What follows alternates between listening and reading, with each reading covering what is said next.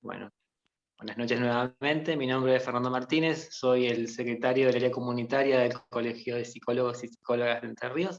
Les damos la bienvenida a todos y agradecemos nuevamente el entusiasmo y la participación de colegas y estudiantes de distintos puntos de la provincia que, bueno, están una vez más aquí con nosotros para poder preguntarnos, pensarnos acerca de las problemáticas y las articulaciones posibles que hay entre el psicoanálisis y el género en la actualidad. Bueno, me acompaña desde el colegio, se está por conectar creo Franco, el vicepresidente, y Nicolás Clejí, el presidente también. Ya está conectada Irene, así que bueno, sin más preámbulos, voy a hacer una pequeña presentación sintética, porque bueno, Irene es una colega que tiene una aquilatada trayectoria en lo que corresponde a estudios de psicoanálisis y de género. Ella es doctora en psicología por la UCES, y Irene también coordina el Foro de Psicoanálisis y Género de la Asociación de Psicólogos de Buenos Aires, de APBA. Dirige el curso de actualización en psicoanálisis y género de APBA de Universidad Argentina John Kennedy. Codirige la maestría en estudios de género de la UCES. Integra el comité científico del programa postdoctoral en estudio de género, también de UCES. Es autora del libro Recomenzar, Amor y Poder después del divorcio, y coautora de las obras Género y Familia y Varones, Género y Subjetividad Masculina. También compiló junto a Débora Tajer, que nos acompañó en el encuentro anterior y que le dejó un saludo también a Irene, que le quería transmitir con mucho cariño, el libro Psicoanálisis y Género, Debates en el Foro. Y también Irene es compiladora de la obra Escrito sobre el amor, el trabajo, la sexualidad y la violencia.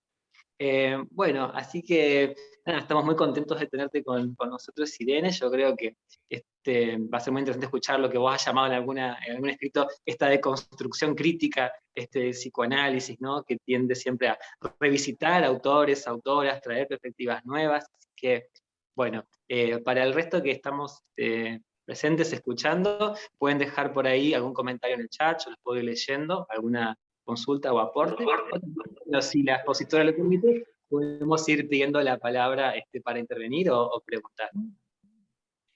Bueno, muchas gracias. Sí, por supuesto que pueden pedir la palabra cuando gusten, y yo voy exponiendo, pero ante cualquier pedido de aclaración o deseo de intervención, esto está totalmente habilitado por mi parte, y por supuesto al final de la exposición abrimos para un intercambio más fluido con todos ustedes.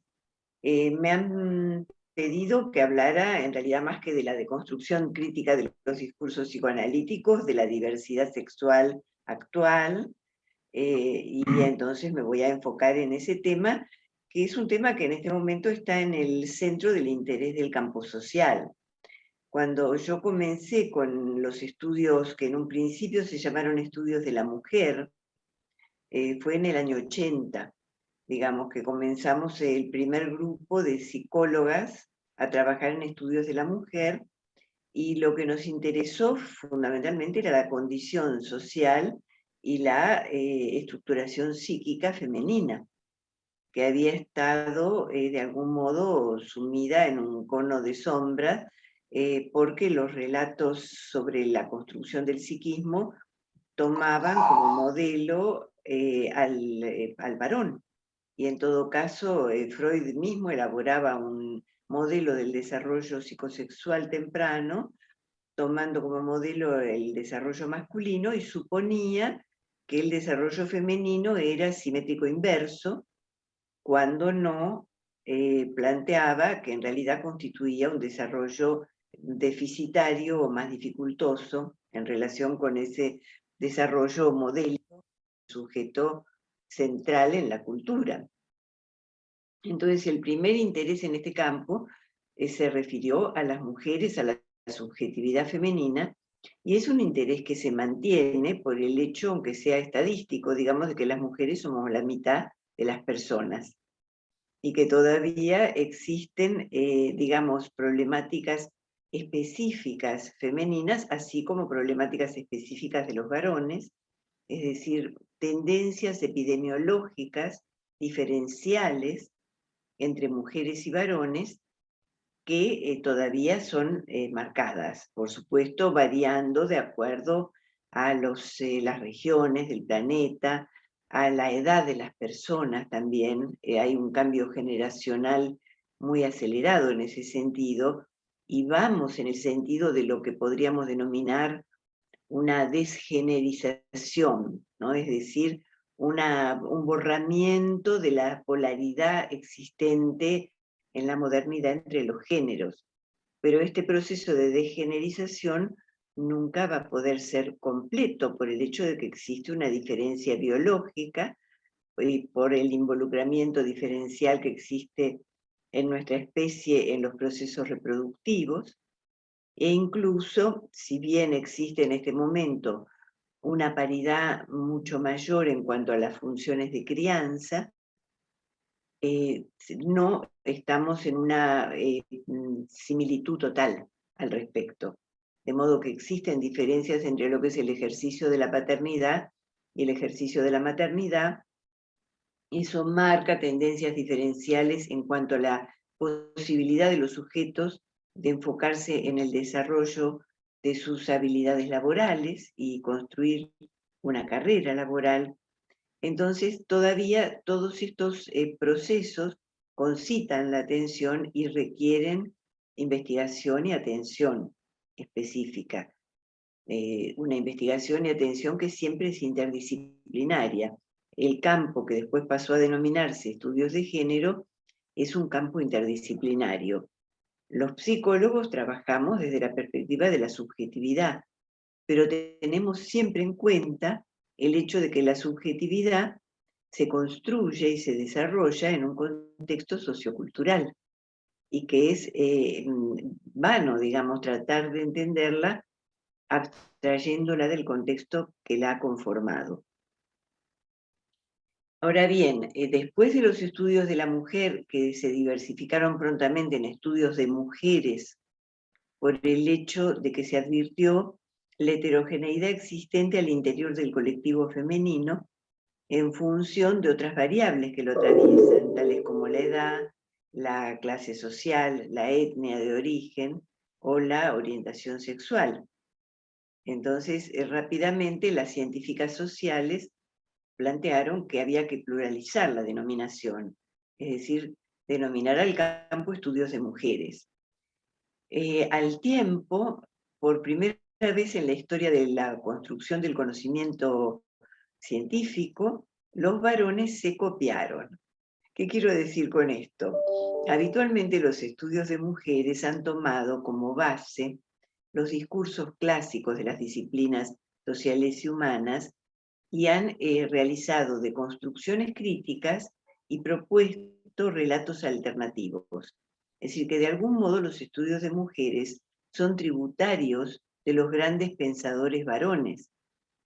Las psicoanalistas hemos deconstruido y reformado, si ustedes quieren, el discurso freudiano, pero somos tributarias del discurso de Freud, por eso nos seguimos llamando psicoanalistas, ¿se entiende? Pero en el caso de los estudios de varones, los varones de algún modo hicieron eco de este desarrollo internacional muy importante de los estudios sobre mujeres. Así como las, digamos, primeras mujeres que trabajamos en este campo, éramos, por decir así, bueno, desde ya mujeres educadas, digamos, académicas, pero además mujeres más modernizadas, de algún modo alejadas del estereotipo femenino tradicional. Los varones que integraron los estudios de varones han sido aquellos varones desconformes o sufrientes respecto de la elevada exigencia que implica el ideal de la masculinidad.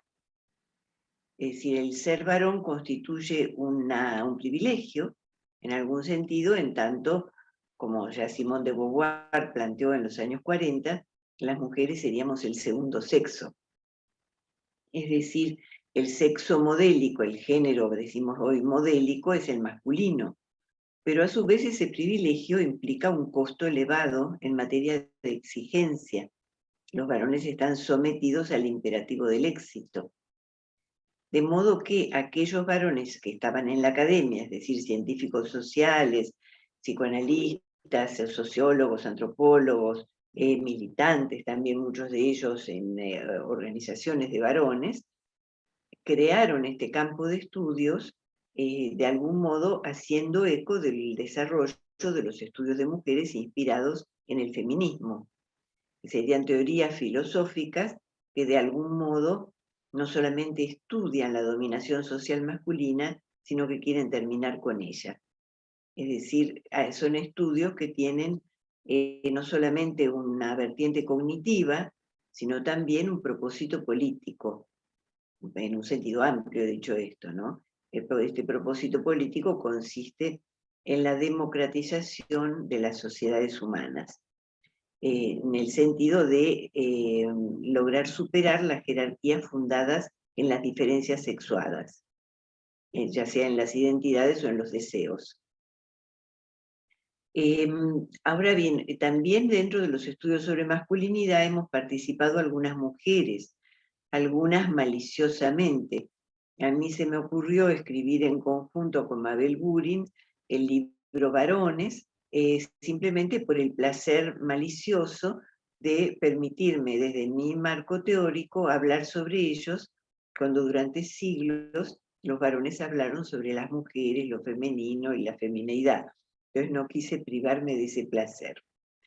De modo que en Francia Elisabeth Badinter fue pionera como mujer que integra el campo de los estudios sobre la masculinidad con su libro XY, la identidad masculina. En Colombia, Mara Viveros Vigoya, que es una politóloga, ha trabajado en estudios de campo, en investigaciones empíricas concretas sobre la masculinidad colombiana, y un libro teórico amplio, digamos, generalizado, lo hemos elaborado entre Mabel Burin y quien les habla. Pero, digamos, las personas que integran el campo de la diversidad, es decir, gays, lesbianas, bisexuales, estados intersexuales, transexuales, género fluido, etc., han estado siempre en estos campos. Es decir, en los estudios de mujeres, muchas de las feministas interesadas en desarrollar estos estudios eran lesbianas. No todas, pero muchas de ellas sí. Dentro de los varones que desarrollan los estudios sobre masculinidad, hay muchos varones gay, aunque no todos ellos lo son. ¿Se entiende? De modo que siempre la diversidad ha estado presente, pero ha sido desmentida, ha sido invisibilizada, porque el objeto oficial de los estudios de las mujeres eran las mujeres, no las lesbianas, digamos, y los estudios de varones tomaban como objeto a los varones. De modo que demoró un poco más en constituirse el campo de los estudios queer. Queer es una denominación en anglosajona que alude a lo raro, lo extraño, lo torcido, lo inapropiado en algún sentido. Es decir, esta denominación se refiere a la apropiación política de un término despectivo. Es decir, aquellas personas que han sido llamadas raras en un sentido discriminatorio se apropiaron del término y de alguna manera lo utilizaron para darle identidad al campo de estos estudios, que ha hecho aportes muy interesantes. Porque una de las ilusiones a las que hemos debido renunciar, entre tantas, ha sido la ilusión positivista de la objetividad. Es decir, el conocimiento objetivo es ilusorio, implica lo que una epistemóloga llamada Donna Haraway ha denominado el ojo de Dios. El ojo de Dios sería como una mirada que desde afuera y desde arriba mira todo y lo ve, digamos, de forma objetiva. Tal cosa no existe. Los temas de interés de los investigadores tienen que ver con sus circunstancias de vida. Por eso, por ejemplo, mi tesis doctoral ha sido una tesis sobre familias ensambladas, como mujer heterosexual reincidente, digamos, mientras que las personas que son queer hacen estudios sobre homosexualidad, bisexualidad, etc. Por supuesto, todos podemos tener interés en distintos temas, pero básicamente nos sensibilizamos más sobre cuestiones que nos han afectado personalmente. Es decir, el sujeto cognoscente es un sujeto empírico que tiene una posición específica en el campo social, y eso influye en sus temas de interés y en los abordajes epistémicos que crea para indagarlos, ¿sí? Entonces, por eso les decía que este campo de los estudios queer ha surgido tarde, pese a que los queer estuvieron siempre entre nosotros, ¿no?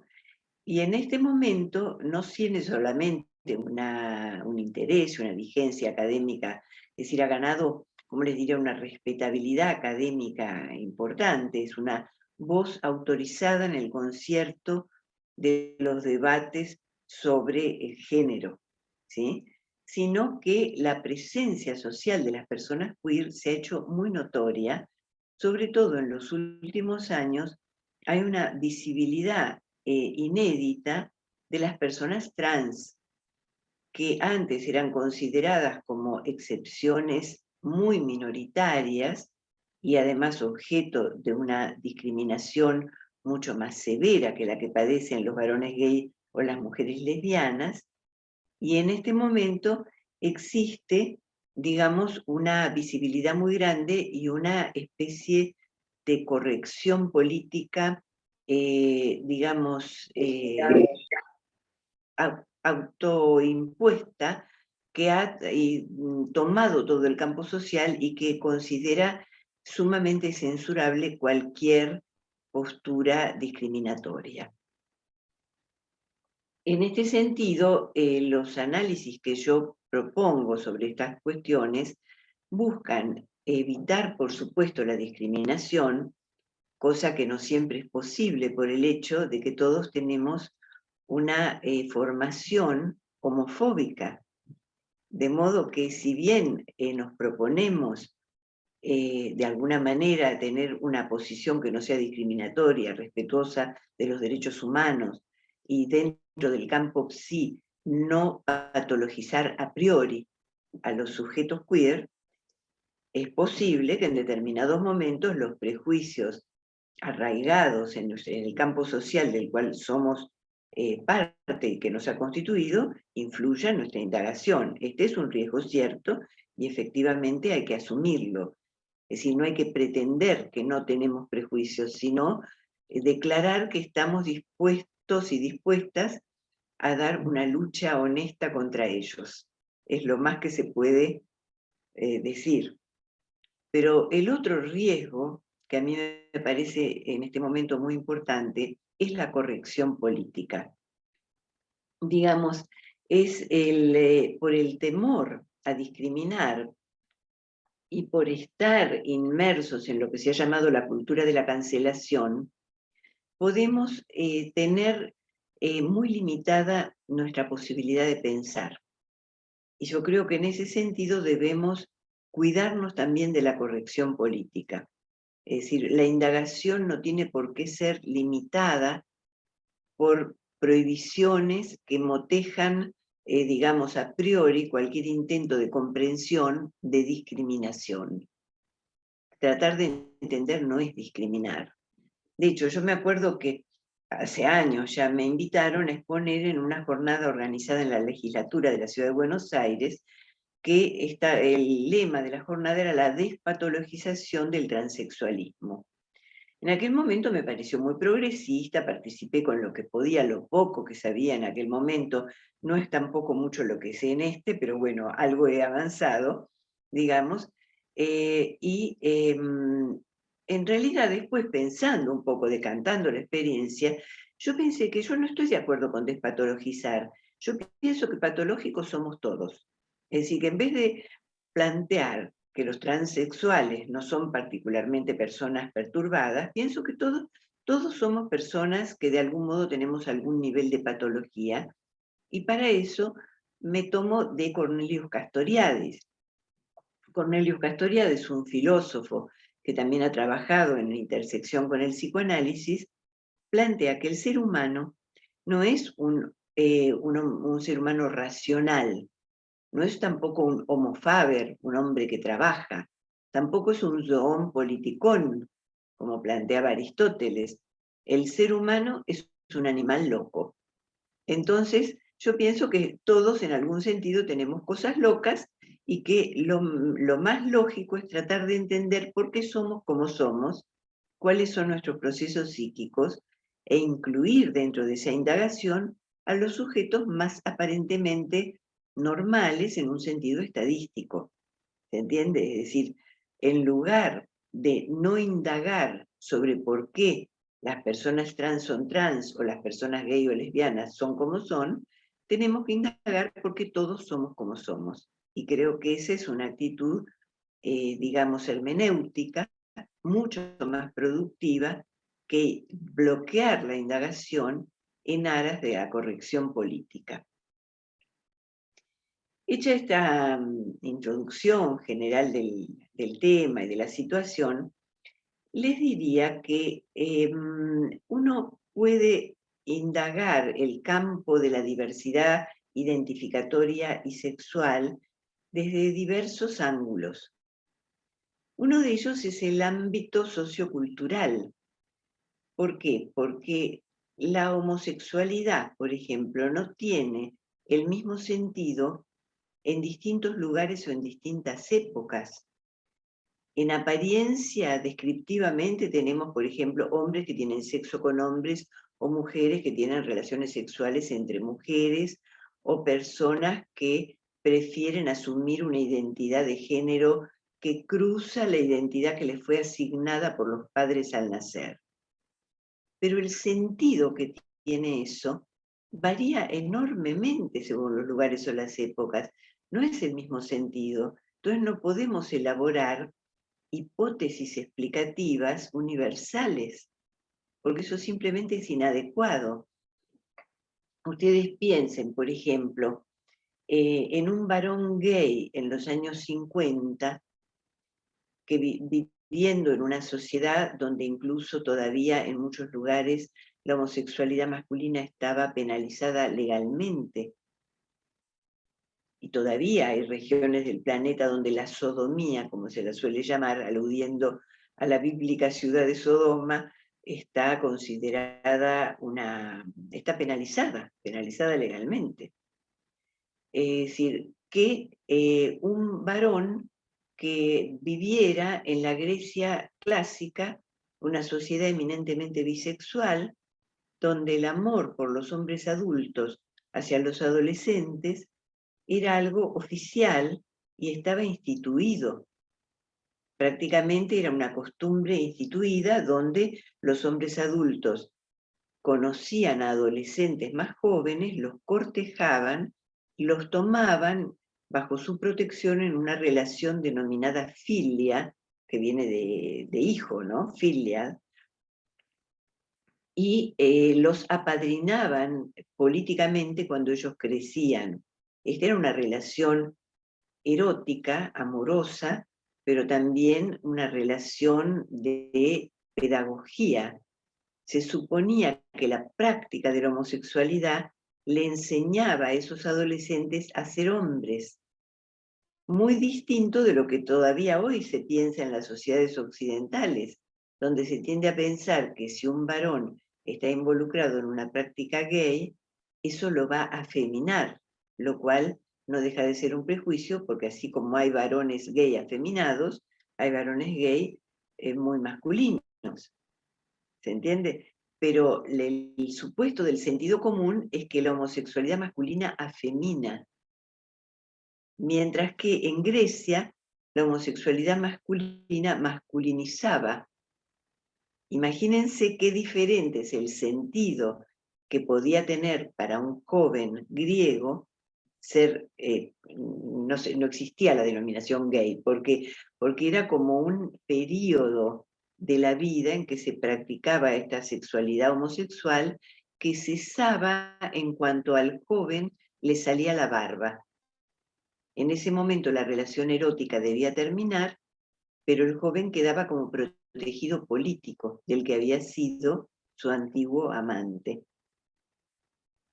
Entonces, esta pedagogía homosexual era masculinizante. Entre los Baruya de Papúa Nueva Guinea, hasta no tantos años, los jóvenes varones atravesaban por rituales de iniciación para acceder al estatuto de varón adulto. Estos rituales eran secretos. Alrededor de los 7 años, si no recuerdo mal, los varones eran arrebatados a la casa donde vivían con sus madres y eran llevados a vivir a la cabaña masculina, donde vivían todos los hombres juntos. Y en esa cabaña pasaban como 10 años, durante los cuales no podían ni siquiera ver a su madre, a la cual volverían a poder saludar una vez casados. En estos rituales, que incluían amedrentamientos, golpes, heridas, toda clase de entrenamientos para la guerra, uno de los rituales más secretos constituía la felatio, a la que eran obligados los niños más pequeños a practicar una felatio a los novicios ya púberes y a tragar el semen de la eyaculación de estos novicios púberes. Este era un secreto guardado muy celosamente, pero por supuesto vinieron los investigadores occidentales, tales como Godelier, un antropólogo marxista, o Stoller y Herd, que investigaron esto y descubrieron y publicaron estos secretos. ¿Por qué se producía esta alimentación ritual con semen de sus compañeros ya púberes? Porque se consideraba que de esta manera se desalojaba del organismo del niño varón hasta la última gota de leche materna. La leche materna era considerada feminizante y se buscaba que el varón se transformara como tal en un varón químicamente puro, absolutamente varonil. Por lo tanto, debía alimentarse con semen para masculinizarse. La felatio sigue siendo la felatio, pero no es lo mismo el sentido que le puede dar un gay actual que practique una felatio en un baño público que el que le daban los novicios de Baruya, Papúa Nueva Guinea, cuando pensaban que así se iban a hacer hombres. ¿Se entiende? Es decir, que el sentido de la homosexualidad es absolutamente diferente según la época o lugar. Entre las mujeres se ha estudiado mucho menos el lesbianismo, porque siempre se supuso que las mujeres no teníamos sexualidad, que en todo caso la sexualidad femenina estaba al servicio de la satisfacción de la sexualidad masculina. Entonces quedó altamente invisibilizada el lesbianismo femenino. Pero de hecho, digamos, por algo se denomina lesbianismo, porque fue digamos, una de las lesbianas de la antigüedad más conocida fue Safo de Mitilene, que tenía en la isla de Lesbos una escuela para preparar a las señoritas para el matrimonio. Y posiblemente los juegos eróticos que pudiera haber eran una preparación para la práctica de la sexualidad heterosexual. Entonces tampoco en aquel momento el lesbianismo era algo contradictorio con el matrimonio heterosexual y la sexualidad con los hombres. ¿Se entiende? De modo que estos son ejemplos que yo les doy como para que ustedes se den cuenta que cuando hablemos de alguien gay, lesbiana o trans, hay que preguntar dónde y cuándo. Porque puede ser algo absolutamente que tenga otro sentido social y otro sentido psíquico. Otro de los ángulos en que se puede estudiar el campo de la diversidad sexual es estudiando las subculturas sexuales y de género propias de las personas que integran el campo de la diversidad. Por ejemplo, si ustedes tienen Netflix, hay una serie que se llama RuPaul, donde muestran las prácticas de los transformistas, es decir, varones gay que hacen lo que ellos llaman female impersonation, es decir, que representan a las mujeres de una manera hiperbólica y estereotipada, y que obtienen sin duda un placer personal importante, además de algunos de ellos trabajar en el mundo del espectáculo mediante esa habilidad para transformarse, para crear la ilusión de ser femenino. Las distintas subculturas, sobre todo las subculturas trans, que por ejemplo forman familias lideradas por una mujer trans, o sea, un hombre que transicionó hacia la femineidad, que adopta a varios trans más jóvenes y trabaja como madre de ellos. Todo eso también es de mucho interés estudiarlo. Y por supuesto está el estudio de las subjetividades cuando nos llegan a la consulta y tenemos la oportunidad de conocer personas trans. De esto sabemos todavía muy poco porque durante mucho tiempo no nos consultaron. La primer consulta que yo tuve de una persona trans fue en 2004. Está bien, yo no soy una representante del resto del mundo, pero me refiero que siendo una psicóloga de muchos años de profesión, recién en 2004 tuve la primera consulta y en el exterior, estando de visita en un país extranjero. ¿Se entiende? Es decir, que las personas trans durante mucho tiempo desconfiaron, con justa razón, de los profesionales psi, por la cantidad de prejuicios discriminatorios que todos teníamos. Yo no tenía la menor idea, había ido con una colega a dar un seminario y había una persona de aspecto extraño. Entonces mi colega me hizo la clásica pregunta: che, ¿eso qué es? Entonces yo le dije, me parece que es una persona trans de mujer a varón. Después de terminar el seminario yo me quedé unos días en ese país y ofrecí supervisiones. Entonces, en una de esas, en el medio de las supervisiones, entra esta persona y me dice, mirá, te imaginarás que yo no vengo a supervisar. Yo vengo a ver si me podés ayudar a entender por qué soy como soy, porque estoy en análisis y quiero ver si lo que vos puedas entender de mí, de mi vida, ayuda a potenciar mi análisis. Cualquier fantasía que yo desde mi ignorancia hubiera podido tener acerca de que las personas trans eran psicóticas, se me fue en un abrir y cerrar de ojos. Era una persona absolutamente razonable, reflexiva, introspectiva, que quería saber sobre sí, y me contó la siguiente historia, que se las cuento porque me parece que es ilustrativa, sin ninguna pretensión de generalizar.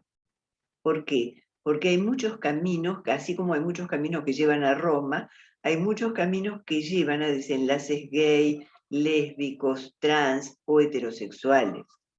Y hay muchas formas de ser heterosexual, de ser homosexual, de ser lesbiana o de ser trans. ¿Se entiende? Pero simplemente yo lo que les quiero decir es que yo no renuncio a la asociación entre biografía y desenlaces psíquicos, entendiendo que, por supuesto, no existe una relación lineal y monocausal entre evento biográfico y desenlace subjetivo. Es decir, los mismos avatares biográficos pueden tener desenlaces psíquicos diferentes en distintas personas, pero cuando uno ve una historia de vida y observa algunas circunstancias vitales y las puede relacionar con la asunción de una identidad trans, yo creo que esa asociación es productiva y en absoluto implica discriminación. Dicho esto porque hay muchas personas que objetan la indagación etiológica tildándola de discriminatoria. Y yo creo que la etiología no es discriminatoria. Es decir, la comunidad gay y lésbica ha lanzado hace muchos años un desafío que consistía en decir a los profesionales psi, ¿por qué no se preguntan ustedes por qué son heterosexuales en lugar de andarse preguntando por qué nosotros somos homosexuales? A mí me pareció buenísimo eso. Y me dediqué a preguntármelo. no voy a hacer un talk show, así que no les voy a contar, pero les quiero decir que yo considero muy legítimo ese desafío y creo que no solamente en el caso de nuestro autoanálisis, que toda persona analizada y analizante, por supuesto, ha incorporado el hábito del autoanálisis. Todos nosotros venimos con autoanálisis incorporado a determinada altura de la vida. Bueno, es decir, pero no solamente en este aspecto, sino para preguntarnos, por ejemplo, por qué algunas personas son heterosexuales cuando nos consultan. ¿Qué clase de heterosexualidad es esa? ¿Cuáles son sus determinantes? Estas preguntas deben permanecer abiertas y productivas, por lo menos desde mi punto de vista. Hecha esta aclaración, vuelvo entonces a la historia vital de esta persona que me consultaba. Había nacido como un bebé mujer, hija de una madre soltera adolescente con padre desconocido en una comunidad rural conservadora. Como ese tipo de nacimiento constituía un deshonor en ese contexto, fue inscrita como hija de la abuela, es decir, como hermana de su madre. La abuela, que había tenido esa única hija que ya era adolescente, a los 2 meses de nacida, no, perdón, no a los 2 meses de nacida, a los 2 meses de embarazada, su hija adolescente queda a su vez embarazada. Y a los 2 meses de nacida esta beba, da a luz un niño varón que muere en el parto.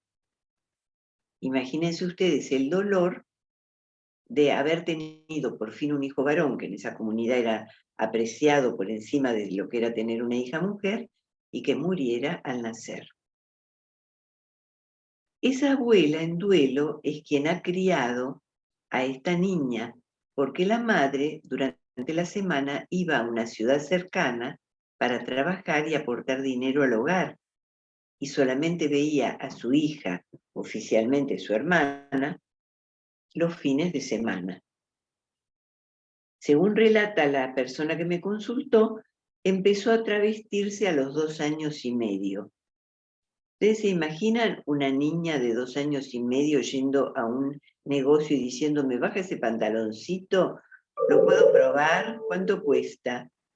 Más vale que esa niña se apoderó de la ropa de varón que había en la casa, seguramente el ajuar que la abuela había preparado para el bebé que murió. Empezó a travestirse con esa ropa, entonces durante la semana, por ejemplo, acostumbraba, ya siendo un poquito mayor, a subirse a un árbol y lanzar el grito de Tarzán. Y los chicos de los alrededores le contestaban con otro grito de Tarzán. Pero cuando venía la madre en los fines de semana, le ponía vestiditos primorosos y le regalaba muñecas Barbie. Entonces pasaban los chicos, se reían y decían, míralo a Tarzán. Pero ella jugaba con esas muñecas para conformar a su mamá hermana, pero en realidad se sentía masculino. Tanto es así que siguió este desarrollo masculino y cuando yo la vi estaba mastectomizada, hormonado, digamos, para respetar su identidad asumida subjetivamente, tenía una mastectomía, se había hormonado con testosterona y no tenía construido un pene porque, como me dijo, sale más caro que comprar un Mercedes y no queda bien.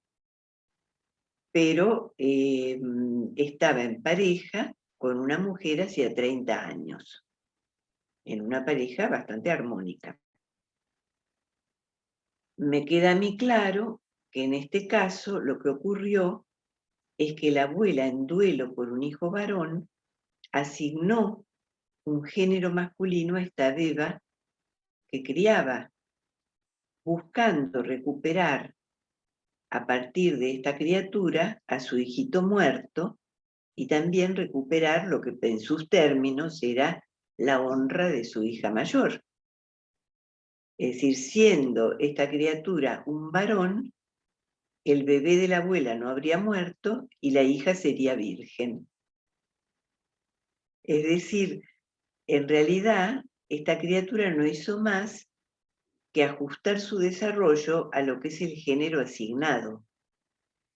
Laplanche destaca fuertemente el valor del concepto de asignación de género creado por John Money, que fue el que inventó la denominación de género, importando a digamos, a la psicología una denominación tomada de las ciencias del lenguaje para clasificar a los sustantivos. Y John Money lo que descubrió es que lo que determina el sentimiento subjetivo de feminidad o masculinidad depende de esa asignación de género realizada por los padres. O sea, cuando nace el infante, el sistema médico asigna un género, dice, bueno, nació un varón, nació una niña, y eso gatilla en los cuidadores, es decir, padres o quienes se hagan cargo de la crianza, proyectos identificatorios diversos según se trate de una nena o de un varón. Money planteó, piensen que en esa época no había ecografía, planteó que desde que se enciende la luz rosa o celeste en la sala de partos, una respuesta humana polarizada acompañará al ser humano, según sea mujer o varón, desde la cuna hasta la tumba. Es decir, que no nos tratan igual siendo niñas o siendo niños. Por lo tanto, el rol de la asignación de género es muy eficaz para la plasmación del psiquismo. Por lo tanto, yo supongo que esa abuela inconscientemente plasmó el psiquismo de esa bebé femenina, transformándola en el varón que ella hubiera deseado que viviera y que fuera su hijo de verdad. Es decir, de algún modo, para ilustrarlo con una imagen visual, no sé si ustedes recuerdan que hace un tiempo se vendían para regalo plantas criadas dentro de un frasco, y la planta adoptaba la forma del frasco. Bueno, yo creo que la mente de un niño muy pequeño adopta muchas veces la forma de que le dan las aspiraciones y los deseos, ya sean conscientes o no, de los adultos que lo crían. Recuerden ustedes en una película de Pedro Almodóvar, creo que se llamaba Todo sobre mi madre, que había un personaje trans que se llamaba Agrado y que decía que lo único que quería era agradar, que la quisieran, gustarles a los demás. Bueno, yo creo que todos somos un poco Agrado, es decir, que todos queremos que nos acepten, que nos quieran, y que adoptamos la forma, por supuesto, no mecánicamente, pero tendemos a adaptarnos al deseo del otro. Es decir, después tenemos todo el trabajo a lo largo de nuestra vida de ver si nos logramos sustraer a ese deseo del otro y construir un deseo propio, ¿no es cierto? Pero ese deseo tiene un rol fuertemente plasmador. Les voy a ilustrar con otro caso completamente distinto, como para mostrar que yo no estoy pretendiendo de ninguna manera crear una teoría general de la transexualidad relacionándola siempre con los duelos, aunque sí tiene una relación fuerte en muchos casos, pero de ninguna manera es universal. Yo he atendido a un niño trans de 5 años, varón, gemelo, idéntico de otro. En algunos casos de nacimientos gemelares, uno de los gemelos es trans. Por supuesto, no todos los gemelos idénticos dan origen a uno que sea trans, tengámoslo claro, pero en algunos casos esto ocurre. En este caso, por ejemplo, el caso Luana, que es tan conocido, que hay un libro que se llama Yo Nena, Yo Princesa, y una película también, ¿no es cierto? Bueno, Luana es un nacido varón de un parto gemelar con otro varón idéntico. Es decir, que hay algunos casos en que no es el único caso el que yo vi, digamos, hay algunos casos de niños trans que son gemelos idénticos con otro. En este caso, esta criatura era hijo de un segundo matrimonio para el padre. El padre tenía 3 hijos del primer matrimonio y había aceptado tener un hijo más con su joven segunda esposa. Pero ella después quiso tener otro más. Y él se resistió mucho y le dijo, no, mira, yo ya tengo 3 hijos, y con fulanito, que era el mayor, tengo 4. No quiero más hijos, no puedo tener más hijos. Y ella le dijo, por favor, no me quiero quedar con un solo hijo propio, aceptame tener otro hijo, y ahí nacieron mellizos. Imagínense cómo le cayeron a este padre, que no era un hombre rico y que se veía en ese momento padre de 6, siendo un hombre de clase media actual. Rechazó de forma implacable a los mellizos, y cuando surgió la identidad trans del niñito que yo vi, se separó de la madre. Ahora bien, este niño dibujaba como una nena. Yo soy analista de niños desde los comienzos de mi formación, porque me formé en el Hospital Ricardo Gutiérrez, en la sala 17, digamos, a cargo del doctor Florencio Escardó. Entonces, mis comienzos fueron como analista de niños. De modo que estoy muy acostumbrada a ver dibujos de niñas y dibujos de niños que son, hasta el día de hoy, diferentes. Las nenas dibujan corazones, flores, mariposas, casitas, solcitos, todas esas cosas estereotipadas del año de ñaupa, las siguen dibujando las nenas. Y los varones dibujan camiones, aviones, armas, animales, etc. Es así. Aun cuando, digamos, las costumbres sociales se han modificado mucho, los niños son antiguos y estereotipados todavía. Este niño dibujaba con evidente placer y deleite 2 figuras, que eran 2 pequeñas hadas, con alitas que volaban. Él era un hada con larguísimos cabellos rubios, como Rapunzel, que volaba al lado de su mamá de flor en flor, y estaban todo el tiempo juntas. Estaba muy claro que esta criatura anhelaba tener a la mamá para él solo y estar en un idilio con su mamá, desplazando al gemelo y desplazando a todos los demás, ¿no es cierto? Es decir, al hermano mayor, al papá, etc. Posiblemente es una criatura que sufrió carencias. ¿Por qué? Porque la madre tuvo que criar en situaciones difíciles, era una mujer que trabajaba mucho además, que tenía un trabajo de responsabilidad. ¿Se entiende? De modo que rápidamente tuvo que reincorporarse a sus obligaciones laborales, tenía gemelos y un hijo mayor, tenía un marido que estaba con un ataque de odio descomunal porque le habían nacido mellizos cuando él no quería tener ningún hijo más. Muy posiblemente esta criatura padeció carencias, sobre todo porque además los gemelos suelen ser un poco prematuros y tienen más dificultades biológicas en muchos casos que los niños que nacen de un parto único, ¿se entiende? Entonces, siendo biológicamente más inmaduro y estando en un ambiente complicado, esta criatura es posible que haya sufrido carencias.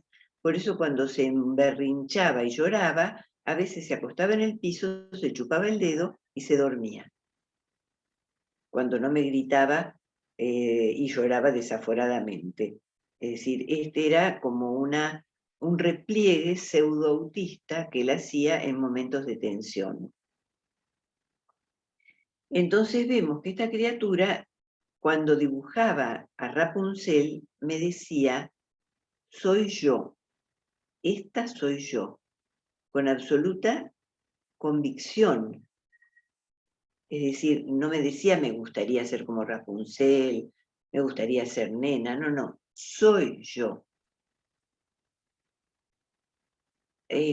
Yo creo que está de más que les diga que no hice ningún esfuerzo reeducativo en la terapia. Era una terapia psicoanalítica de juego. Pero a lo largo del trabajo analítico, él fue de a poco reconociendo la realidad de su cuerpo.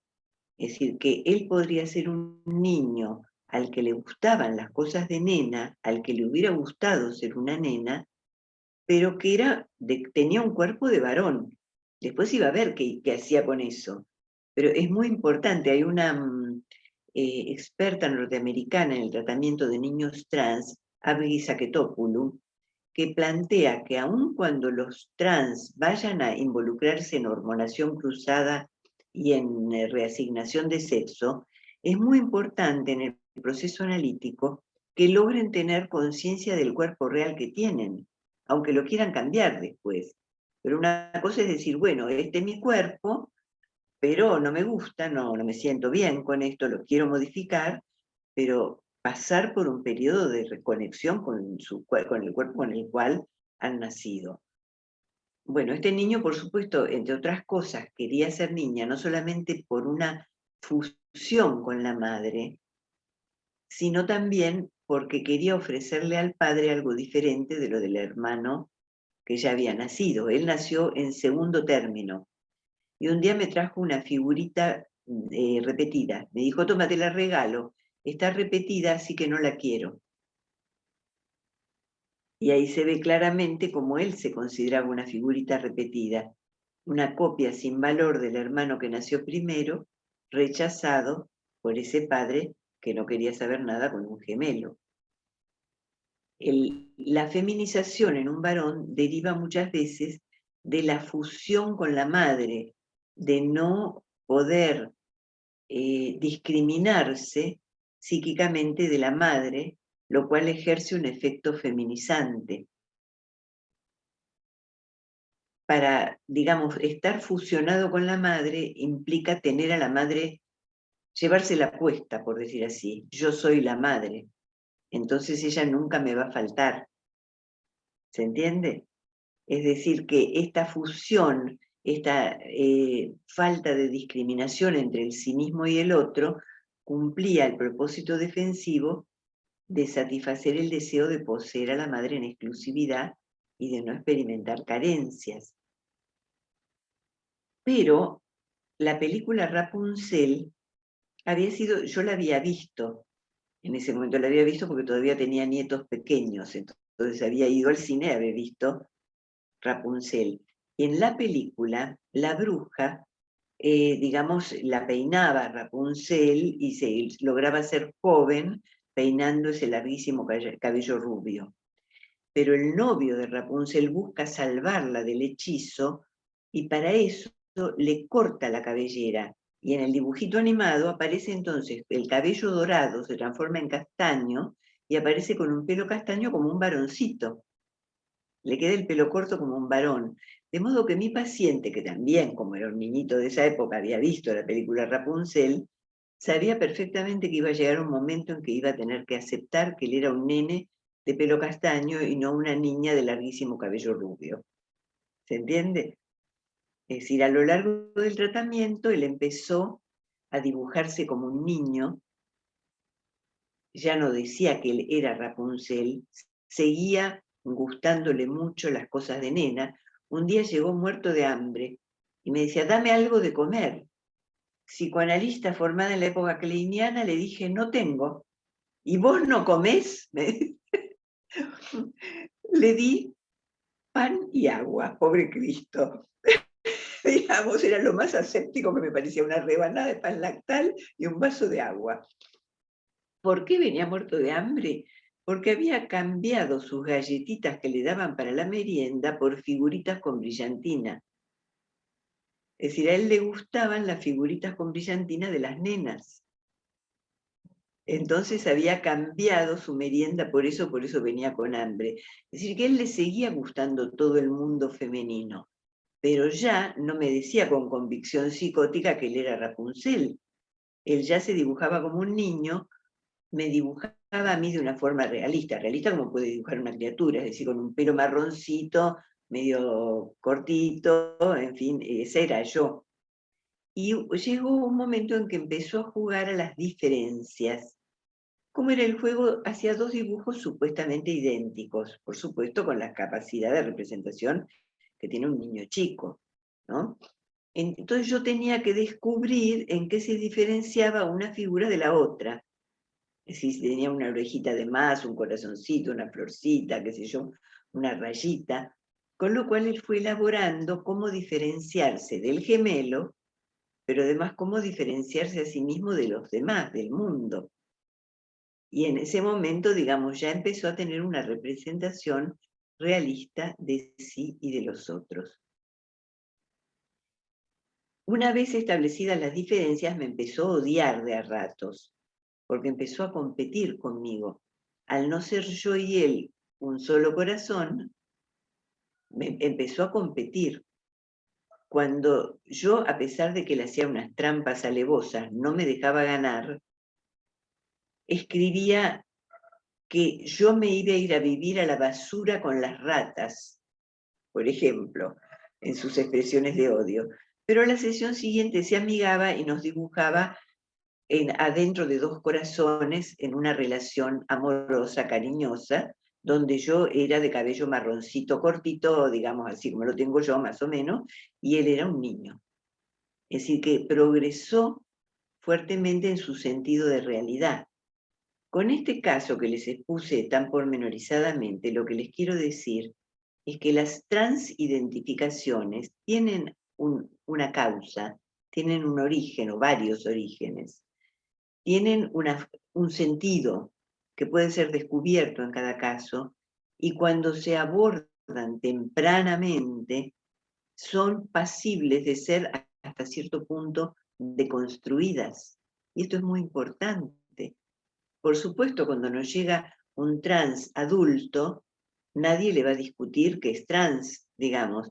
La tarea del terapeuta es, en todo caso, ayudarle a manejarse en el mundo y a elaborar su situación.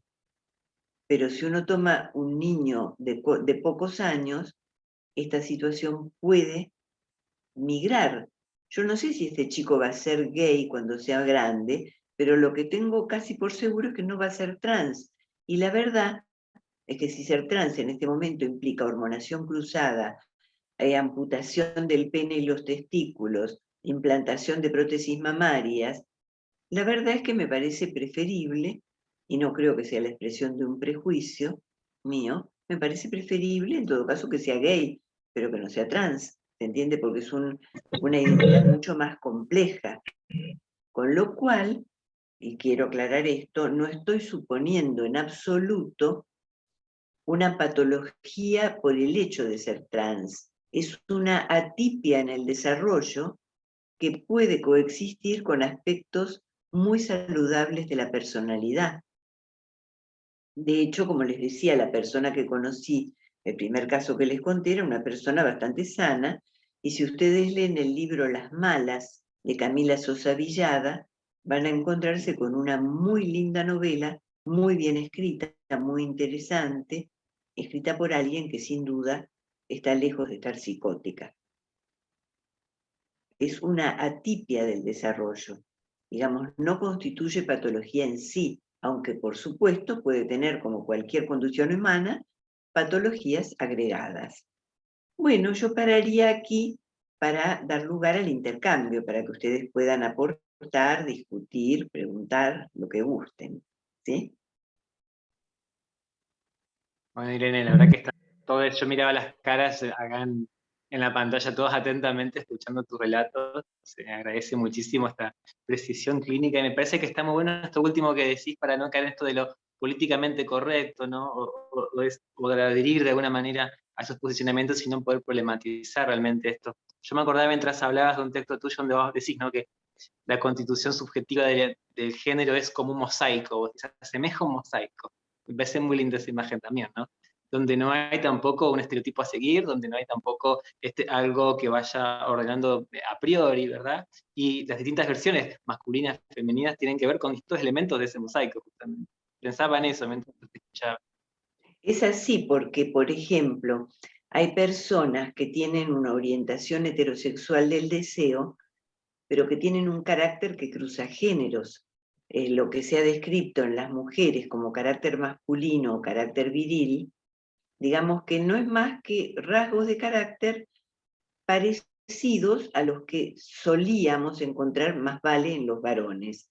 Es decir, ambición, prioridad del trabajo por sobre la familia, capacidad de liderazgo, ¿se entiende? Es decir, ciertas características que no tienen por qué ser sexuadas, pero que clásicamente se encontraban más en los varones. Y en cambio hay varones que, siendo heterosexuales, sin embargo, tienen ciertos rasgos de carácter femeninos.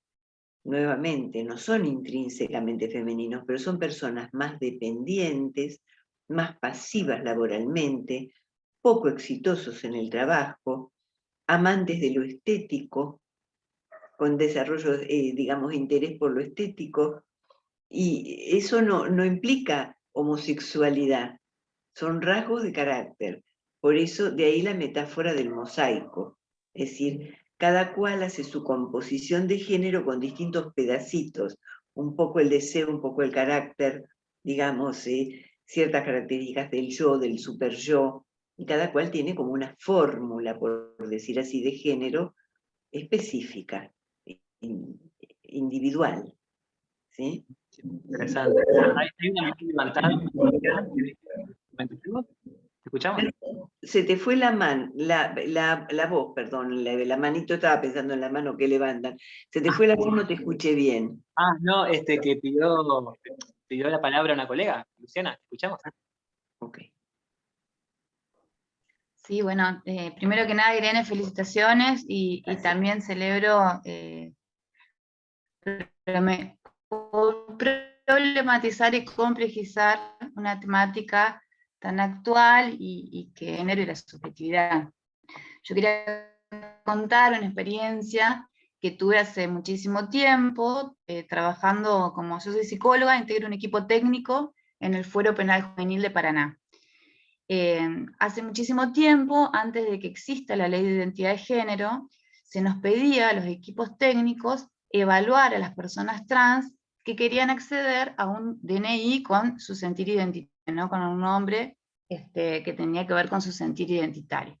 Bueno, en ese momento a mí me tocó evaluar a una mujer trans y estábamos en el medio de ciertas preguntas que se daban en ese momento. Por un lado, tal cual como vos contás, Irene, no contábamos con muchos elementos teóricos para poder pensar el devenir de una persona trans, y por el otro lado, bueno, la cuestión de los derechos humanos y la ley de identidad de género que estaba como proyecto pero todavía no había salido, y el lugar institucional y como profesional para el cual nos estaba convocando, ¿no? Yo me preguntaba en ese momento, bueno, pero ¿desde qué lugar se nos convoca a nosotros? ¿Qué es lo que tenemos que evaluar, ¿no? Si estamos pensando de que esta persona presenta una anomalía, una patología, por el solo hecho de pedir un cambio de identidad en su documento. Era como que el Estado estaba suponiendo que esta persona estaba mal, digamos, había algo mal en ella. Entonces por eso se ejercía esta especie de tutela, ¿no? Que es de los derechos humanos, la ley de identidad es un gran avance, porque realmente el Estado hoy legitima a estas personas como ciudadanas, y después de muchos años me volví a entrevistar con esta persona a la que evalué en su momento, y realmente el acceder a su DNI le trajo muchos beneficios a nivel de sus relaciones sociales, la inserción laboral y demás. Pero a la hora de entrevistarla y de acceder a su historia, nosotros lo que encontramos es esto que vos estabas explicando, ¿no? Algo en relación a ciertos duelos no resueltos en su familia de origen. Ella de por sí tenía un nombre que era un nombre compuesto, ¿no? Un nombre de mujer, un nombre de varón, supongamos Carlos María, ¿no? Un nombre así. Ella cuenta de que de grande se entera y que cuando ella fue haciendo su transición, ¿no? de hombre a mujer, vistiéndose de una determinada manera, comprándose un par de zapatos y demás, cuando ella va y le muestra a su papá lo que estaban, y le dicen, ay, pero esto te queda bien, esto es de tu talle, era como que ellos se lo esperaban, ¿no? Esto es lo que nos cuenta. Y yo lo que escucho es, claro, esperaban a una mujer en nombre o en lugar de esta hermana que murió y que evidentemente lo han mantenido en secreto porque ha sido un dolor muy grande para esta familia. Luego después situaciones que tenían que ver con el sufrimiento social, de ir por la calle, que le gritaban malas palabras, y en un momento cuenta que me decía, me gritan la palabra con H, ¿no? Hombre, por la calle le gritaban que era un hombre. Y entonces yo me sonrío y le digo, pero esto que vos me estás diciendo no es una mala palabra, la palabra hombre no es una mala palabra, ¿por qué no la pronunciás? ¿No? Entonces, fueron como un montón de elementos que, digamos, desde una perspectiva del análisis subjetivo, esto que vos hablas de la etiología, claramente daban cuenta de que algo en su identidad, en cuando ella llega a este mundo como un varón, era algo que no se esperaban, ¿no? Evidentemente ella, de alguna manera, hipotetizo yo, habrá llegado a morigerar el dolor por esta hermana que murió, ¿no? Y algo de esto opera en su transexualidad. Ahora bien, pensándolo desde la perspectiva de derechos humanos y demás, y en tanto yo soy una perito que trabaja en un fuero penal, desde ese lugar que intervengamos a la hora de hacer una evaluación para ver si esa persona está en sus cabales o no, porque está pidiendo un documento de acuerdo a su sentido identitario que no concuerda con su sexo biológico, bueno, ahí sí me parece que es un lugar problemático porque implicaba en ese momento pensar que sí o sí esa persona iba a ser una persona insana. Por eso esta tutela del Estado. Hoy por hoy con la ley de identidad de género no se necesita para nada ningún tipo de evaluación y ya sabemos que la gente accede a su identidad de acuerdo a lo que solicita y a su justa causa, digamos. Pero bueno, quería compartir esto porque me parece que tiene mucho que ver, está en consonancia con lo que vos planteás acerca de que, bueno, que por un lado el no discriminar no implica desde lo terapéutico o lo clínico poder indagar acerca de la historia de un sujeto, de cualquier sujeto con el que nos encontremos, ¿no es cierto? Porque de alguna manera será como recortar una parte de, y nosotros no trabajamos recortando la historia de las personas que nos consultan. Y yo Era eso, ¿no? Te agradezco mucho, Luciana, porque la verdad es que no tenemos tantos casos, por lo menos yo no tengo tantos, tengo algunas casuísticas, pero no es tan abundante, de modo que me resulta muy interesante lo que me contás, porque de alguna manera me aporta otro caso más, digamos, donde un duelo dio lugar a una identificación femenina. Yo atendí un paciente transexual de varón a mujer, nacido después de que el primer embarazo de su madre, que era un embarazo de una niña, terminara con feto muerto casi a término del embarazo. Entonces, y la madre tuvo un duelo tan poco resuelto que este era un hombre de 40 años largos cuando me vino a consultar. Bueno, era hombre porque, digo hombre porque todavía mantenía oficialmente una identidad masculina y estaba viendo de transicionar, se travestía clandestinamente, en fin, una situación todavía indefinida, ¿no? Y digamos, él nació después de esta bebé muerta casi días antes de que se produjera el parto, y la madre todavía lamentaba no haberla podido enterrar porque tendría una tumba para visitar a esa hija perdida. Entonces a mí me parece bastante claro que esta criatura fue transexualizada por el deseo materno de recuperar a la niña que no llegó a nacer, digamos. Irene, con lo que decís, me recuerda que en el caso que yo conté, también había otra persona muerta, porque yo le pregunto, a mí me interesa muchísimo el tema de los nombres, de la asignación del nombre, de la historia del nombre. Hay mucho desarrollo en relación a eso. Y le pregunté por qué habían elegido ese nombre, si ella sabía por qué sus papás le habían puesto ese nombre. Y me dijo que era por un amigo de su papá que había muerto también. Entonces, estos dos duelos me parece que han confluido ahí. Ella después cuando elige otro nombre, este nombre de acuerdo a su sentido identitario, invierte los términos, sigue siendo un nombre de mujer y de varón, pero los invierte porque, bueno, estaba muy arraigada a este deseo, a esta elección de sus padres, ¿no? Es muy interesante, la verdad que son temas muy interesantes para pensarlos clínicamente, ¿no? Sí, es así. Y Después, respecto si querés, te lo comparto más en profundidad, pero hay datos que no puedo dar porque, bueno, justo tienen que ver entiendo, con mi trabajo. pero si tenés ganas y posibilidad de mandarme una reseña, yo te lo agradecería muchísimo porque, ya te digo, son pocos los casos Sí, que conocemos y me interesa muchísimo. Respecto de tu otra observación acerca del DNI, por supuesto que yo no estoy de acuerdo en que hubiera que peritar a una persona para darle un DNI con el género subjetivo, pero hay otra cosa con la que no estoy de acuerdo. Yo tuve en realidad algunas reuniones con el personal de un hospital que tiene un servicio dedicado a atender a personas trans, sobre todo niños y adolescentes atienden.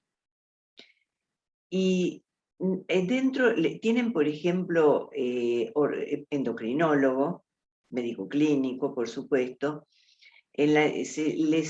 realizan una interrupción del desarrollo puberal, porque los chicos trans se angustian bastante cuando el desarrollo puberal va mostrando caracteres sexuales secundarios que contradicen la identidad subjetiva. Es decir, a un varón trans le molesta mucho que le crezcan los pechos, por ejemplo, o menstruar, y a una mujer trans le hace sufrir mucho que le crezca la nuez de Adán o empezar a tener pelos o que le crezca el pene. ¿Se entiende? Entonces realizan una detención del desarrollo puberal, procedimiento que no es inocuo porque puede determinar, por ejemplo, una talla menor. Tiene efectos generales sobre el organismo, no solamente sobre digamos, la pubertad en sí misma. Después ofrecen hormonación cruzada, es decir, hormonarse con estrógenos para los nacidos varón y con testosterona para las nacidas mujer, y después ofrecen reasignación de los genitales y por supuesto implantación de prótesis mamarias para las mujeres trans, servicios fonoaudiológicos para poder cambiar la voz de acuerdo al género asumido, pero no ofrecen psicoterapia porque eso es discriminatorio. Y a mí me parece que una persona que atraviesa por semejante transformación, hay que ofrecerle una psicoterapia, porque el criterio es como tal ese cual. criterio antiguo que pensaba que todas las personas que van a psicoterapia es porque están locas. Y en la Argentina eso no es así. En la Argentina hay un montón de personas más sanas que sus terapeutas que reciben atención psicoterapéutica. Es decir, es una práctica social de indagación de sí. Entonces, de ninguna manera es discriminatorio ofrecer psicoterapia. A mí eso me parece. Irene, yo me refería al tema de la evaluación por parte de un equipo en la justicia y de un adulto. En el caso de los menores de edad, otra historia. Y esto que vos contás, yo sabía que la mamá de Luana tiene una fundación que se llama Infancias Libres o algo así, en donde hay psicoterapia para acompañar toda esa transición, e inclusive a los hermanos y hermanas de las personas trans y a los padres y demás, porque claro, es fortísimo y no es sin consecuencias. Sí, por supuesto, yo opino como vos, tiene que haber un acompañamiento. El tema es, bueno, la evaluación en los gabinetes o en los equipos interdisciplinarios de justicia. Ahí sería, ¿no? Para acceder al documento, solamente eso. Seguro, pero no solamente el acompañamiento. Yo creo que la CHA, por ejemplo, que trabaja mucho, ¿Ah? lo que hace es un acompañamiento, y el acompañamiento es algo que se hace en todo caso con personas ya muy definidas en su transición. Pero en niños yo creo que hay que poder problematizar, indagar sobre la transición, y si es posible revertir, ¿por qué no? Es decir, lo que pasa es que eso rápidamente agita el fantasma de la discriminación. Y por eso les digo que yo soy una persona en ese sentido políticamente incorrecta.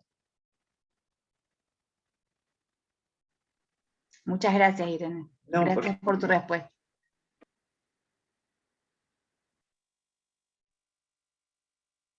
¿Algún comentario más, aportes?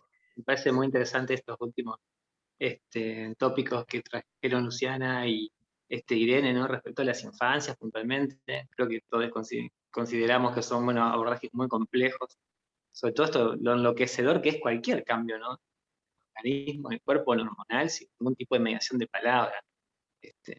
Pensaba eso, ¿no? Importante dimensionar esas cosas.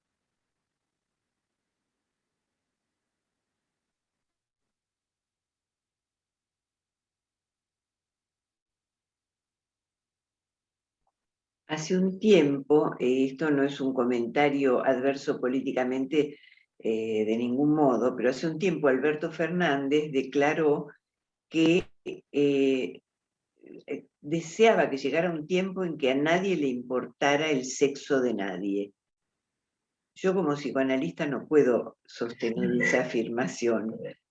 Yo creo que la sexualidad tiene un papel plasmador del psiquismo muy importante, que eso es una condición estructural de la especie, y no me parece que tenga que llegar el tiempo en que a nadie le importe el sexo de nadie. Creo que lo que sí tiene que llegar el tiempo es que nadie sea discriminado por su orientación sexual o por su sexo o por el género asumido. Es decir, que en que no haya discriminación en el trabajo respecto de las mujeres, por ejemplo. Hay estudios que muestran que si se envían currículum sin especificar el sexo de la persona que aspira a un trabajo, las mujeres entran en más proporción que cuando se especifica, porque en ese caso, en muchos casos, inconscientemente, los selectores de personal seleccionan con más facilidad varones para determinados trabajos. Entonces, que a nadie le importe el sexo de nadie para trabajar me parece fenómeno, pero para la vida a todo el mundo le importa el sexo de la gente y el género asumido. No podemos llegar a la no discriminación a partir de la indiscriminación. Son dos conceptos diferentes. O tomando esta analogía muy temprano del frasco, ¿no? Pensaba, siempre hay una violencia interpretativa en términos de Peter ¿no? En el origen, algo se nos va a asignar. Un poco hablamos con Débora la vez pasada esto de, bueno, esta cuestión, esta especie de mandato progre, ¿no? De no asignar este sexo, de no asignar un hombre que tenga que ver con cierto binarismo, ¿no? Bueno, son cosas que me parece como vos desarrollabas y fuimos charlando. ¿Se tomarán, no se tomarán? Habrá maneras metabólicas de elaborar eso. Claro, claro. Vos fíjate que en mi caso, por ejemplo, yo fui deseada como varón, porque era la segunda hija de una familia que no iba a tener muchos hijos, entonces me pusieron Irene. Podría haber sido trans, me hice especialista en estudios de género, cada cual hace lo que puede. Con lo que no tiene. Claro, es un matiz en el género. Sí. Está bien, es mujer, qué lástima. Bien. Irene, buenas noches. La verdad que me quedé impresionado con tu exposición, increíble. Y me quedo pensando en dos cuestiones que quería preguntarte. Bueno, es más que nada un comentario, ¿no? Que me quedo pensando en esto que vos decías de pensar a la transexualidad como psicosis, ¿no? Que esto también queda mucho desde una lectura del tema de la sexuación, donde se pensaba el empuje hacia la mujer, digo, en el varón, como una forma, ¿no? de encontrar algún tipo de significante que lo represente y que se lleva hacia el tema del lado femenino, ¿no? Y que ahí también explicaban un poco la transexualidad de la psicosis y que de alguna forma también generó como muchas malas interpretaciones. Y quería preguntarte, porque vos expusiste un caso de, bueno, este varón que te fue a consultar cuando vos estabas haciendo las supervisiones, y ahí hablabas de un duelo no elaborado de parte de su abuela madre, y después de este caso, de este niño también que quería diferenciarse de su hermano gemelo, ¿no? De esta relación gemelar que había, y hablabas de una fusión con la madre. ¿Has pensado teóricamente, por ejemplo, si esta fusión, o cómo la pensaste, mejor dicho, en el caso de transiciones infantiles de mujeres a varones, sobre esta fusión en la madre, o se da con el padre? ¿Cómo es, si es que llegaste a elaborar algo de eso? Porque me quedé muy intrigado, realmente fue la primera vez que escucho esta exposición teórica muy interesante y también sobre el tema de la deconstrucción del proceso transicional en la infancia. Tiene una complejidad muy interesante, digo, como para pensarlo. Así que bueno, quería consultarte eso. Mira, me parece muy interesante lo que vos preguntás, y tengo poco para contestarte porque es algo que no se entiende mucho. Digamos, para explicar la transición de varón a mujer tenemos teoría en los estudios psicoanalíticos de género. ¿En qué sentido? Se supone que durante el primer año de vida, todo infante humano está identificado, tiene lo que en psicoanálisis se denomina una identificación primaria con la madre. Que el logro evolutivo del primer año de vida consiste en establecer una representación del sí mismo como diferenciado del objeto. De modo que el hecho de que un varón se transicione hacia la femineidad se explica sobre la base de una dificultad para realizar este logro evolutivo de discriminarse con respecto del objeto asistente de la primera infancia, que es en general un objeto femenino. Es decir, las madres, la mayoría de las madres son mujeres y femeninas. Entonces, por esta teoría supone que existe una condición evolutiva feminizante para los varones, es decir, que los varones inician su vida psíquica en un estado de feminización. Y por eso Ralph Grinson, un colaborador de Robert Stoller, ha planteado que para los niños varones es necesario desidentificarse con respecto de la madre hacia fines del primer año de vida. Freud planteaba que el desarrollo psicosexual de las niñas era más complejo que el de los varones porque las niñas realizan el cambio de objeto alrededor de los 5 años y medio, cuando dejan de preferir a la madre para pasar a preferir al padre, lo cual sentaría la base de la futura heterosexualidad. En cambio, Freud decía, el varón empieza amando a una mujer y toda la vida va a amar a las mujeres, un varón heterosexual, ¿no? Entonces le parecía que el desarrollo masculino era más sencillo. Pero Grinson mostró que el desarrollo masculino es más complejo, porque el primer año de vida transcurre en una condición de fusión con un objeto primario femenino, del cual debe desidentificarse para pasar a tomar como objeto, como modelo a un modelo masculino, para lo cual los padres varones y en su defecto abuelos, vecinos o porteros se ofrecen gustosamente para jugar con el niño a juegos de varón. Entonces hay un proceso de salida de la fusión con la madre, de repudio de la identificación primaria femenina y de asunción de identificaciones con la masculinidad. Todo eso puede verse dificultado y eso explica la frecuencia de la transición de varón a mujer. Pero después de un tiempo en el cual la enorme mayoría de las personas trans eran de varón a mujer, empezó a aumentar la transición de mujer a varón. Igual, te voy a decir que, por ejemplo, no me acuerdo la cifra exacta, ¿no? Pero más o menos puede haber una persona trans de varón a mujer cada alrededor de 100.000 personas, y una mujer, una de mujer a varón cada 30.000.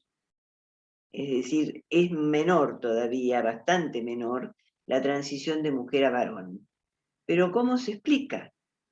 Porque efectivamente nuestra visión de la teoría del desarrollo infantil no nos permite explicar eso. Entonces, David Bell, que fue director del Tavistock Center en Londres, plantea que según él le parece que tiene que ver con una cultura fuertemente androcéntrica y misógina, que valora mucho más la masculinidad, y que entonces hay niñas que, siendo chicas que por ahí podrían tender a ser lesbianas por motivos biográficos diversos, tienen en este momento facilitado ¿cómo te diría?, una posición culturalmente disponible, que es asumir una identidad transicional. Existe como modelo, por ejemplo, a mí me están trayendo muchas supervisiones en los cursos que doy, casos de pacientes trans, de adolescentes trans, muchísimo. ¿Por qué? Porque hay como una numerosidad muy grande de adolescentes que quieren transicionar, porque pasó a ser una posición culturalmente disponible. Hay un protocolo estandarizado que se tiende a aplicar, desde mi punto de vista, de forma bastante objetable, y entonces se producen también procesos de contagio emocional a través de las redes sociales, y hay páginas web incluso que fomentan todo esto. Entonces, lo que en otro momento hubieran sido chicas lesbianas, hoy día se asumen como varones trans. El mismo Paul Preciado, por ejemplo, todos sus primeros libros los firmó como Beatriz. Era una mujer lesbiana y decidió transicionar. De pronto dijo, bueno, ahora quiero ser un varón. Pero me refiero que esto es posible de ser pensado cuando el contexto sociosimbólico lo habilita. Sí, también pensaba que es muy interesante, ¿no? Porque pensaba también en cierta casuística que vengo trabajando, supervisando con colegas de varones trans que no tienen, digamos, no tenían previamente una orientación lésbica, por ejemplo, hacia las mujeres, sino que se atraen por varones, por ejemplo, o hacia otras subjetividades trans, lo cual complejiza mucho más, ¿no? Y hace muy difícil poder hacer una teoría general de estas cuestiones, más allá de lo facilitado por nuestra contemporaneidad, ¿no? En términos de opciones. Y la verdad es que me interesa muchísimo, y ya les digo, no es que yo tenga tantos casos, es decir, así que todo lo que me puedan contar sobre eso estaría agradecida, porque me interesa mucho, ¿no? Es decir, conocer, y es poco lo que sabemos, no es una... Es decir, uno trata de pensar, porque estamos, es una cosa muy numerosa en este momento, una tendencia muy numerosa, y porque hay muchas idas y vueltas sobre temas muy serios. Por ejemplo, Suecia acaba de cambiar la legislación. Suecia acaba de prohibir la hormonación cruzada y la reasignación de sexo antes de los 18 años, cuando antes la aceptaba. ¿Por qué? Porque hubo casos de arrepentimiento. Y anda a cantarle a Gardel, digamos. ¿Sí? Es decir, si ya un adolescente se hizo una penectomía y se sacó los testículos y se construyó una neovagina, anda a arrepentirte después.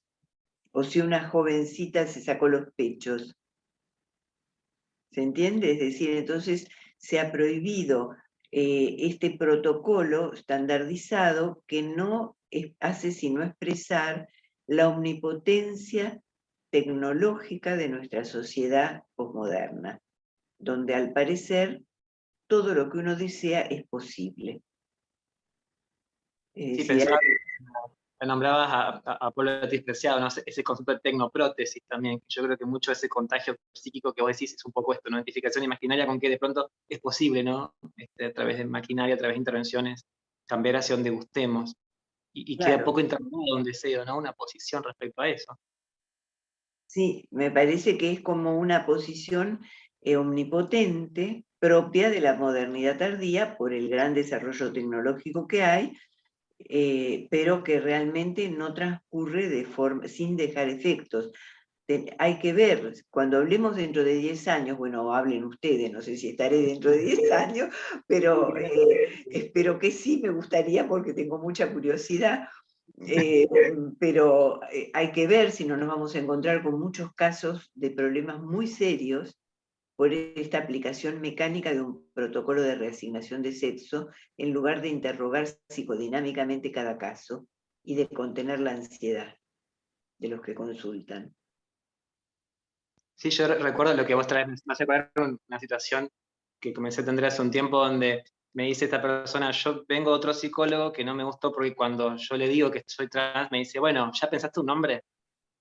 ¿No? En este afán, ¿no?, de ser políticamente correctos, ¿no? Me parece totalmente violento, y lo es, digamos, y sabemos quienes hemos trabajado con estas posiciones que es muy duro, muy difícil, porque tiene que ver con resignificar, bueno, esos significantes que fueron donados, algunos nombres, es todo una labor muy artesanal también esto, muchas veces se elige un nombre intermedio, ¿no?, como neutro, como no se inclina para ningún lado, después se elige otro, digo, también es poner un poco la paciencia clínica ahí a trabajar y poder reconstruir esa historia. Digo, esta cuestión de esa vorágine tan de ya, ¿no?, cambiar, y ese discurso omnipotente que vos muy bien traes, estoy totalmente de acuerdo, trae como riesgo abolir la propia singularidad, esas propias historias, esas propias marcas del otro, ¿no?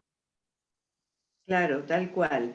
Y me parece que, bueno, que hay una presión muy grande, incluso la militancia trans es muy agresiva, es violenta. Es decir, yo he tenido dos situaciones muy desagradables, digamos, de ataques públicos. Es decir, y hablando con Luis Bonino Méndez, que es un especialista en masculinidad de origen argentino, pero que trabaja en Madrid, él me dijo algo que me pareció muy inteligente. Me dijo, lo que pasa es que han transicionado para ser mujeres, pero siguen patoteros como muchachos. Entonces, digamos, hay una militancia muy violenta, muy agresiva, pública, que, bueno, que hay que resistir esa presión social, digamos, que sobre todo para personas a las que no nos gusta sentir que discriminamos, que somos sensibles a ese tipo de reproche o acusación. Es decir, que hemos tratado de no discriminar toda la vida.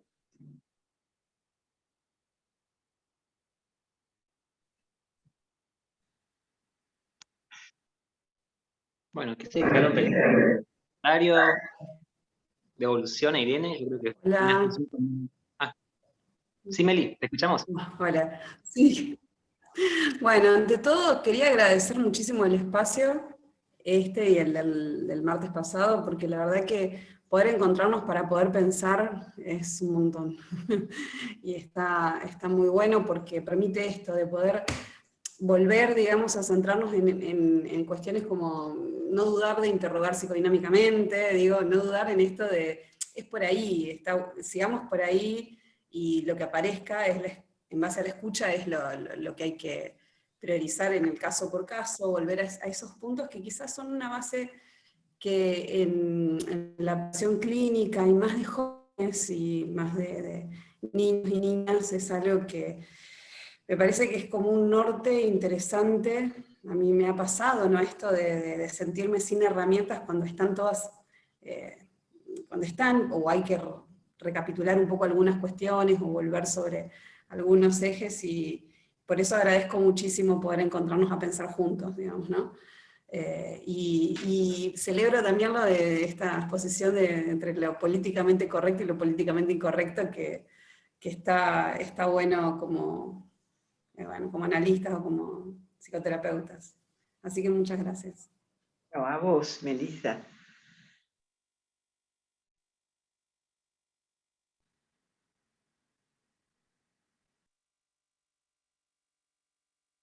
Mientras piensan, si tienen alguna otra pregunta, les voy a pasar un aviso. Estamos convocando las 15ª Jornadas Internacionales del Foro de Psicoanálisis y Género, que se van a realizar el 11 y 12 de noviembre en la ciudad de Buenos Aires, en la sede de la Universidad del Museo Social Argentino, que queda en Callao y Corrientes. No queda tan lejos, vénganse. Claro, porque queremos hacerlas esta vez presenciales, digamos. Nos parece que ya para noviembre se va a poder. Suelen ser jornadas donde viene gente de distintos lados, por supuesto, digamos, al ser presenciales, viene gente de Chile, de Uruguay, alguna de Brasil, digamos, y del interior del país, ¿no? Y por supuesto de capital también, ¿no? Entonces, bueno, les quería avisar que estamos preparando estas jornadas y que si les interesan estos temas, hay muchos colegas que vienen y presentan sus trabajos y si tienen, por ejemplo, casos clínicos como el que recién me contabas, Luciana, sería muy lindo que presentaras una comunicación en las jornadas.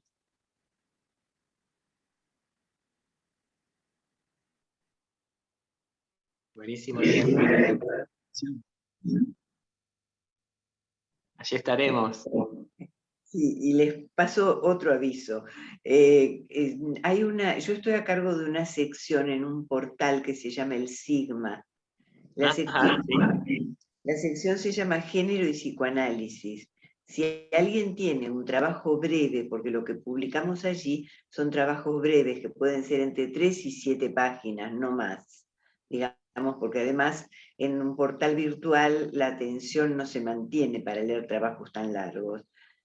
Entonces, si alguien desea publicar un trabajo breve con este enfoque de género y psicoanálisis sobre cuestiones de género enfocadas de forma psicodinámica, me lo puede enviar y por supuesto yo lo evalúo, digamos, para ver si es posible publicarlo.